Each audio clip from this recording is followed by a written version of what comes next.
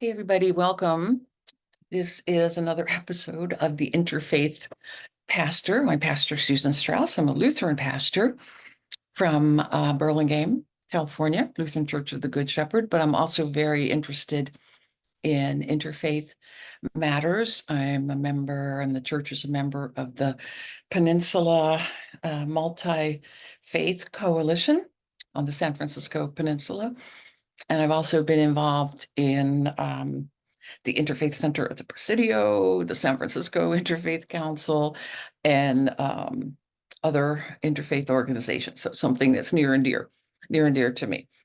So that's why I thought that during this time for Christians, for many Christians, not all, but for many, including my Lutheran tradition, we are in the midst of the season of Lent, which is the time before Easter. And we are deep in the heart of Lent right now. Next Sunday will be Palm Sunday, and that begins Holy Week, which is the week leading up to Easter.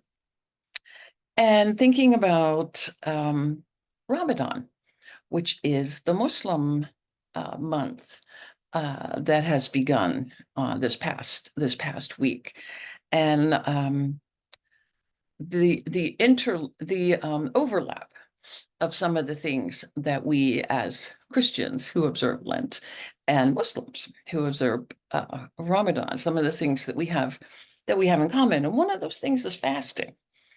Fasting is a very important part of Ramadan. Fasting happens every day from the beginning of the day to sunset. And the fasting includes water as well as food. And so the breaking of the fast, the iftar at sundown, is a very celebratory meal. And it's been a wonderful thing to be part of the interfaith community here in the Bay Area, because oftentimes the iftars are interfaith events, and so many people are invited to take place in the breaking of the fast, and it really is a wonderful time. For Christians, fasting it's a different way of doing things, because it's not necessarily an everyday thing. We don't have the breaking of the fast each day. During Lent, you may have heard, or you may yourself have given something up for Lent. We give something up for Lent. Some people give up chocolate, some people give up drinking, some people give up smoking. Supposed to be something that, is really going to be something that is challenge to you, a discipline. That's what this is all about, really, this self-discipline that is supposed to bring us closer, in more a deeper connection with the divine, with God, if you um, closer relationship with God in this, as Jesus put it, that we give up our lives in order to save our lives, and that by losing our lives we actually gain something. So we think about in the sacrifice in terms of what would it benefit me to give up something that is going to be maybe very hard, but also will help me to be perhaps more appreciative of whatever that item or practice is. It also may free up some money that I might put towards something else. If I would give up my latte every morning, I would have that money that I would designate then to something else. That would be a sacrifice to make. A lot of people in these days in Christianity, instead of saying, I'm going to give up something for Lent, will take on something new for Lent, something that they haven't done before. One Lent, I actually tried to memorize a poem that meant a lot to me and that I wanted to remember better.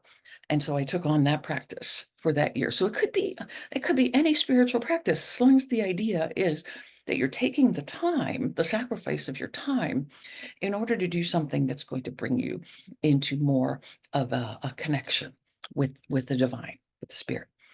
Um, I always remember talking with some of my Muslim friends when they would talk about fasting during Ramadan, and I've never heard anyone ever talk about it being a burden or how awful it is. Although people certainly talk about, being hungry. And one man in a presentation, he held up a glass of water and showed us this ordinary glass of water and talked about how meaningful this glass of water became when he had not had water all day from the beginning of the day. And I thought that was a very wonderful way of thinking how we might actually appreciate something more, and something like water, to even appreciate the role of water in our lives, and especially in these days of climate care, environment care, and thinking about how important water, clean water, is to us. So I always remembered that. And then another friend talking about how she actually looked forward to Ramadan every year because this practice of denial, this fasting, really was a very spiritual time, deeply spiritual time, and that it was something that she really anticipated with great joy. And that made me think about our own practice during Lent of fasting. Um, those who give up chocolate, or some people give up social media, turn out on Facebook during Lent, and nothing wrong with any of that. But I started thinking about the things that I've given up in years past. Are those things that really did bring me closer to God? Did they really make me think about how I was helping the world actually in giving up something like this, or that by denying myself my latte, that I was giving it towards something else? It made me think more deeply about that. And so I'm grateful. I'm grateful to what I've learned from my Muslim friends, and I'm grateful for the iftars that I've gotten to participate in, and the ones that I'll participate in this year as well. And I think it's really wonderful that we're able to talk with one another about what does fasting mean to you as a Muslim? What does fasting mean to me as a Christian? And even though they're different, in many ways they're the same at the bottom line, right? So I think it's especially now as Lent and Ramadan are together during this time, something for us to think about and enjoy, and maybe even get a little more curious. If you've never been to an iftar, this might be the time perhaps to get in touch with your local interfaith council, if there is such a one in your area, and to find out if there are any iftars. And if not, maybe your congregation might reach out to a mosque in the area to see if they're interested in developing a relationship with a Christian congregation, and sharing some of these ideas, and perhaps even a great meal. That would be great too.